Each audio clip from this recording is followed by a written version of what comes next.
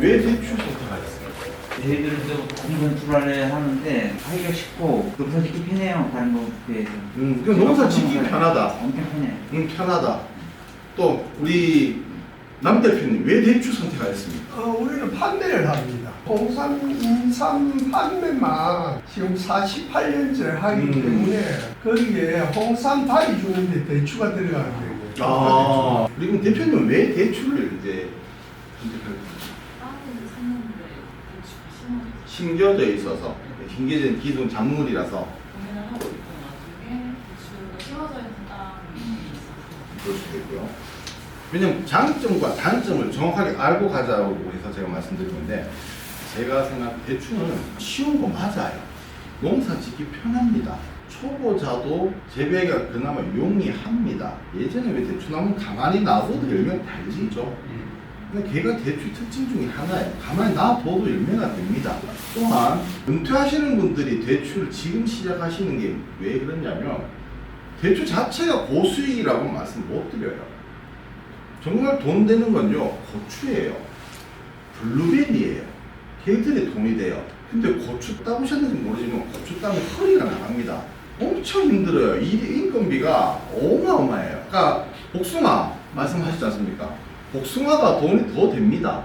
근데 인건비가 엄청 늘어요. 블루베리 한 나무에서 따기만 하면 돈, 블루베리 200g짜리 한 팩이 보통 3,000원, 4,000원이에요. 그럼 대추하는 게 뭐냐? 인건비 대비해서 수익성이 좋습니다.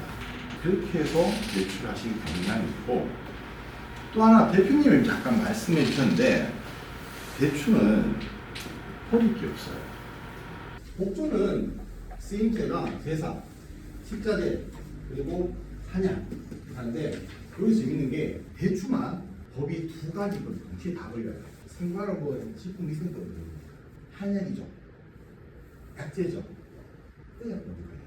이게 뒷장에 가면 아주 큰 힘을 냅니다. 정말 내가 외국에 수입을. 근데 이게 사과대추로 넘어오면서 어떤 게 되냐면 녀석들이 큰 힘을 발휘합니다. 만 8세 미만 유치원생, 용유아들 얘들이 사과대추에 아주 지대한 영향을 미치는 것들이 뭐냐면 그 주말 옆에 유치원생이 한 명 있습니다. 이 유치원생 한 명을 위해서 지갑을 여는 사람이 몇 명이 될까요? 최소 6명이에요.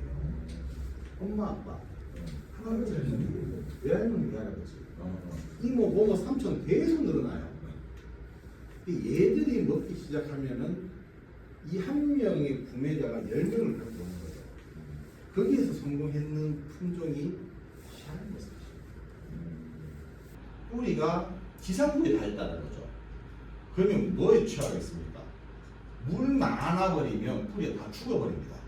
즉 대충 포장은 첫 번째가 관수입니다. 물이 잘 빠져야 됩니다. 특히 장마 기간에 비가 많이 오지 않습니까? 그러면 땅 위에 물이 있다면 대추 뿌리는 물에 다 잠긴 거예요. 걔들이 빨리 빠져줘야 아까 제가 말한 아주 작은 뿌리들이 살아남겠죠. 얘들이 죽어버리면 나무는 힘을 못합니다. 그렇기 때문에 물 빠짐이 좋아야 돼요. 또 두 번째, 6월 초에 나무 중간에 새순 올라오는 걸 전부 다 없애버리고 있거든요. 네네. 그게 잘못된 겁니까? 일단은 선생님은 복조 대추지 않습니까? 예예. 3년 차는 예. 새순이 많이 나오면 안 돼요. 세력 자체가 사과 대추만큼 안 강합니다. 일반 대추는 많이 수확을 해야 돼요. 작더라도 많이 달아야죠. 그래야 양이 많죠. 근데 사과 대추는 많이 다는 게 아니라 품질 좋은 대추가 달려야 되죠. 그래서 좀 다른데 대표 입장에서는 중간에 훑어내는 건 사과 대추 방식이에요. 복조 대추는 적심을 원래 원칙적으로는 안 합니다. 적심이라는 개념이 없어요. 적심이라는 거는 이게 뭐냐면 나무 세력이 신초가 커지지 않는 얘들이 더 이상 못 커지도록 꽃이나 열매의 양분이 집중할 수 있도록 못 자라도록 하는 건데 복조 대추의 새순이 올라가면 안 돼요. 바로 꽃이 피어야 됩니다.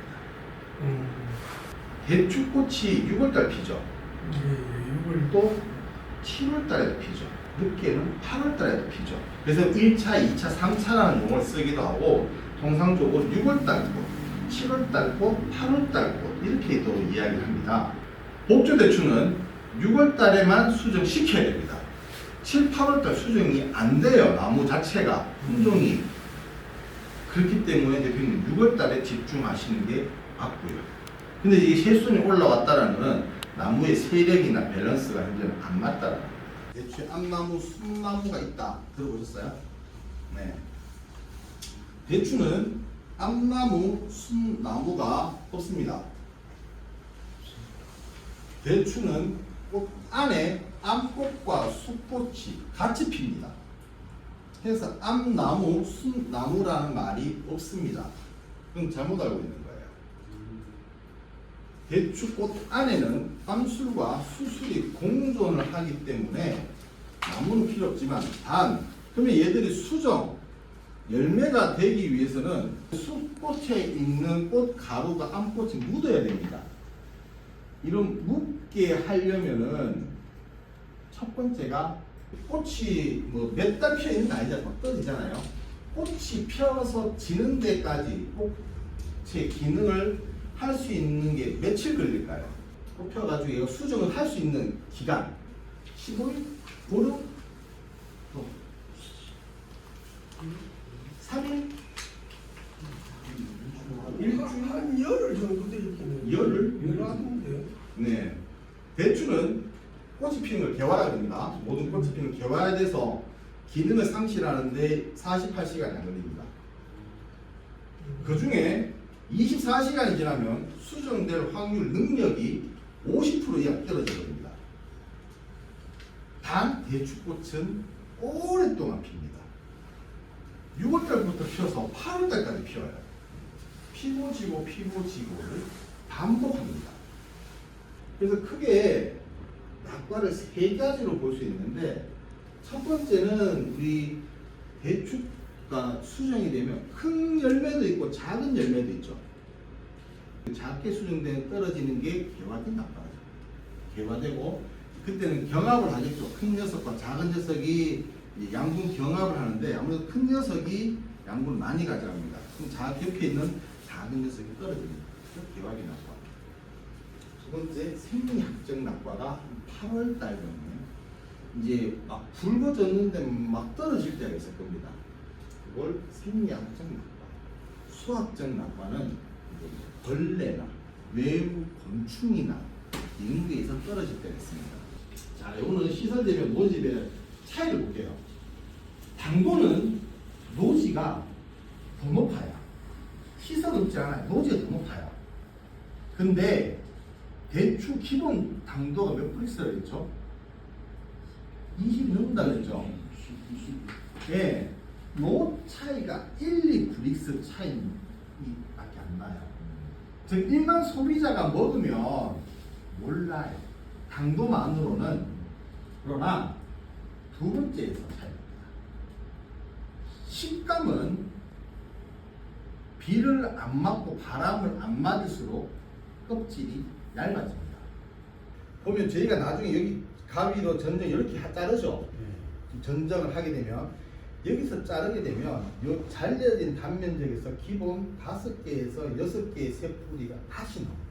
자르고 나면 1년 뒤면 여기에서 5, 6뿌리의 요 모색은 이렇게 확 나와버려요. 그래서 나무를 심을 때는 뿌리는 잘라라고 말씀을 드리는 겁니다.